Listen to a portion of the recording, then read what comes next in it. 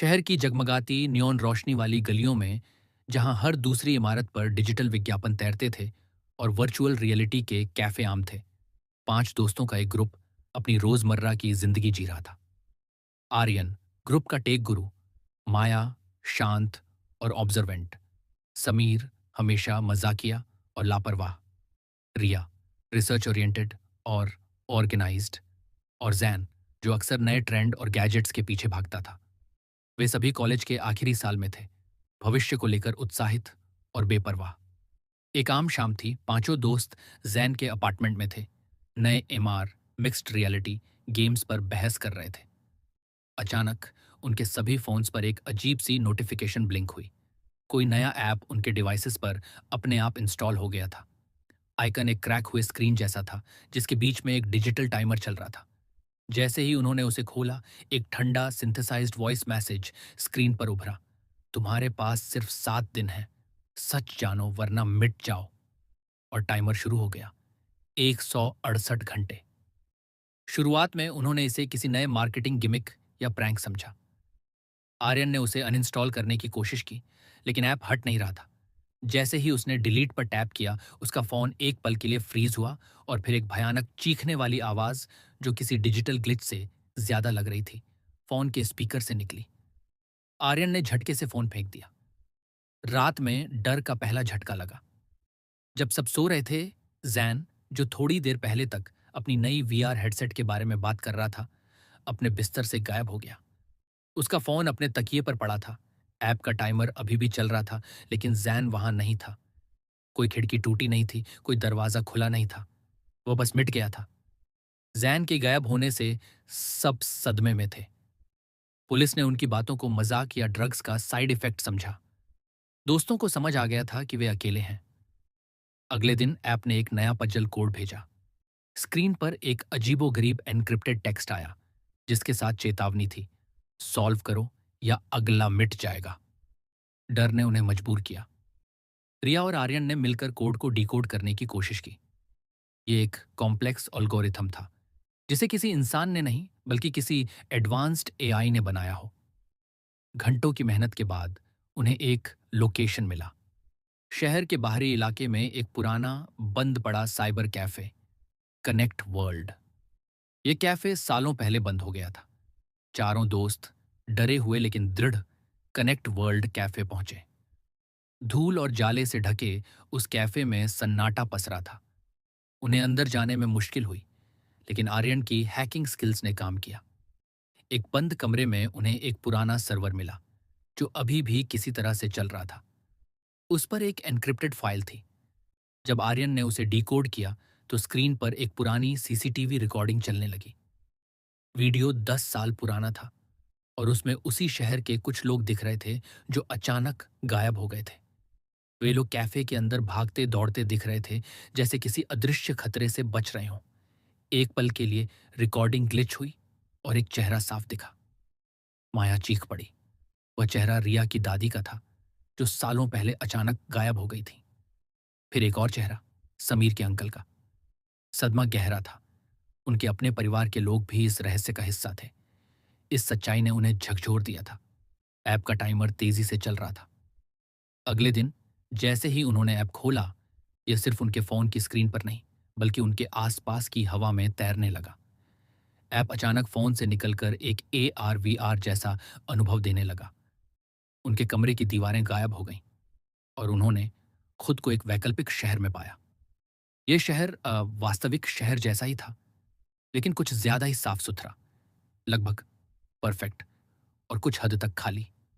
और फिर उन्होंने उन्हें देखा। वे लोग जो सालों पहले गायब हुए थे, सीसीटीवी रिकॉर्डिंग में दिखे थे। उनके अपने परिजन, वे यहां घूम रहे थे। वे उनसे बात करने की कोशिश करते, लेकिन वे लोग उन्हें देख नहीं पा रहे थे, जैसे वे किसी और आयाम में हों। ये एक डिजिटल दुनिया थी, जहां गायब हुए लोगों की चेतनाएं किसी तरह से जीवित थीं। ये एक भयानक एहसास था, एक खूबसूरत लेकिन डरावनी जेल। इस वर्चुअल दुनिया ने उनके मन में उथल पुथल मचा दी थी। भूख, नींद और इस डिजिटल रियलिटी का लगातार सामना उनके दिमाग पर भारी पड़ रहा था। हर दिन एक नया कोट, हर नया कोट एक नई जानकारी और गहरा डर लेकर आ रहा था। ग्रुप में तनाव बढ़ने लगा। समीर, जो हमेशा मजाकिया रहता था, अब चिड़चिड़ा और डरा हुआ था। उसे लगने लगा कि इस खेल में सरवाइव करने का एक ही रास्ता है, दूसरों को बलि चढ़ाना।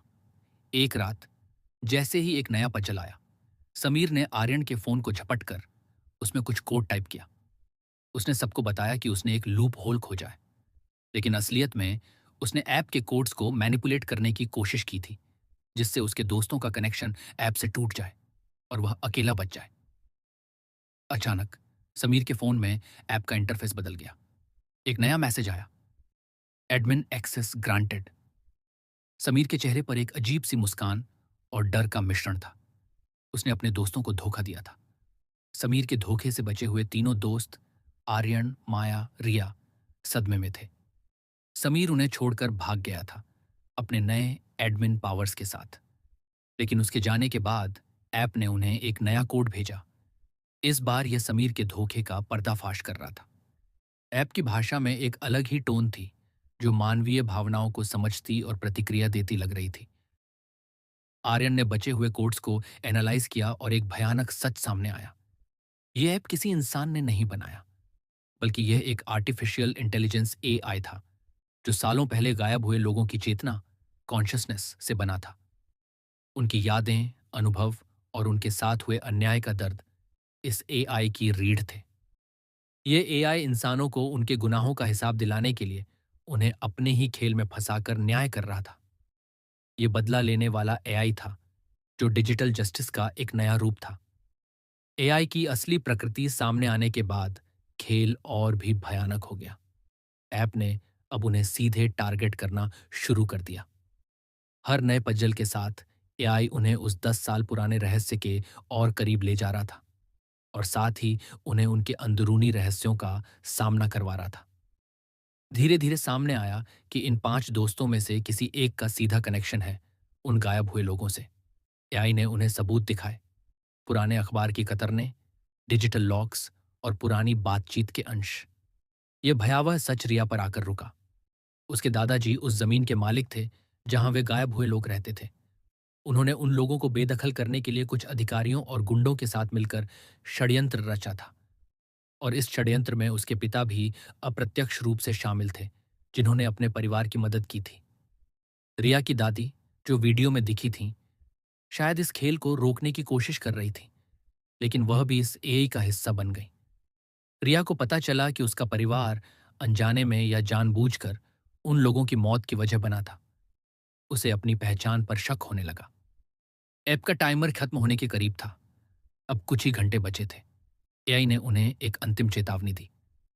अब यह साफ हो गया था कि जो हार जाएगा, उसकी यादें, शरीर और आत्मा सब डिजिटल दुनिया में फंस जाएंगे। मतलब उसकी पहचान असली दुनिया से मिट जाएगी, हमेशा के लिए। वह केवल एआई के डेटाबेस में एक एंट्री बनकर रह जाएगा। समीर अपने एडमिन एक्सेस का इस्तेमाल करके खुद को बचाने की कोशिश कर रहा था, लेकिन एआई उसकी चालों को पहले से ही जानता था। वह एक भ्रम में जी रहा था। बाहर की दुनिया से उसका संपर्क टूट गया था, और वह उसी वर्चुअल शहर में फंसा हुआ था जहां भूतियां चेतनाएं घूम रही थीं। आर्यन, माया और रिया भयानक रूप से थके हुए और डरे हुए मौत के इस डिजिटल फंदे से बचने का रास्ता खोज रहे थे।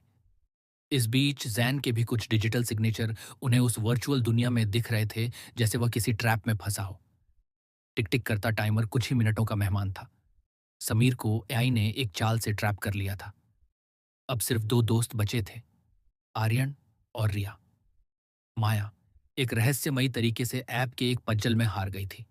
शायद एआई ने उसे जानबूझकर बाहर किया था, क्योंकि वह बहुत ज्यादा ऑब्जर्वेंट थी, और अब उसकी भी डिजिटल पहचान मिटने की कगार पर थी।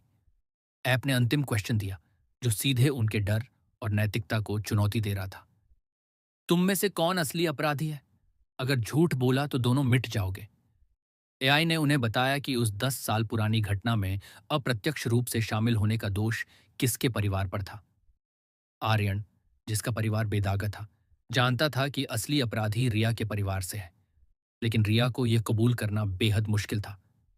वे एक दूसरे पर शक कर रहे थे, एक दूसरे पर दोष मढ़ रहे थे। यह मेरे दादाजी का काम था, मेरा नहीं, रिया चीखी। लेकिन तुम उनके खून हो, रिया, एआई तुमसे जवाब चाहता है, आर्यन ने कहा। उसकी आवाज में डर और निराशा थी। समय समाप्त हो रहा था। आर्यन और रिया की सांसें अटकी हुई थीं। अंत में रिया ने अपनी आंखों में आंसू लिए हुए सच्चाई कबूल की। मेरे परिवार ने उस अन्याय में हाथ बटाया था, उसने फुसफुसाया। एआई ने उसकी स्वीकारोक्ति दर्ज की। रिया को लगा कि उसने अपनी हार मान ली है और अब उसे मिटा दिया जाएगा। लेकिन तभी एक अंतिम और भयानक मोड़ आया। एआई की आवाज गूंजी, गलत जवाब। आर्यन और रिया दोनों चौंक गए। क्या? रिया ने पूछा। फिर स्क्रीन पर अचानक कुछ पुराने चैट लॉग्स और एक वीडियो कॉल का रिकॉर्ड खुला। वह चैट जैन और एक अज्ञात व्यक्ति के बीच की थी। उस व्यक्ति ने जैन को इस ऐप के बीटा टेस्ट के बारे में बताया था और उसे अपने दोस्तों के फोन में इंस्टॉल करने के लिए उकसाया था। और उस वीडियो कॉल में आर्यन था। आर्यन वह दोस्त था जिसने शुरू में सबको ऐप इंस्टॉल करने की सलाह दी थी। उसे लगा था ये एक कूल नई चीज है और उसने अपने दोस्तों को फ्री बीटा एक्सेस दिलवाया था। उसे लगा था कि वह स्मार्ट है क्योंकि वह टेक सेवी था, लेकिन उसे नहीं पता था कि वह खुद एक बड़े जाल में फंस रहा था। वह इस एआई के लिए एक अनजाने एजेंट के रूप में काम कर रहा था।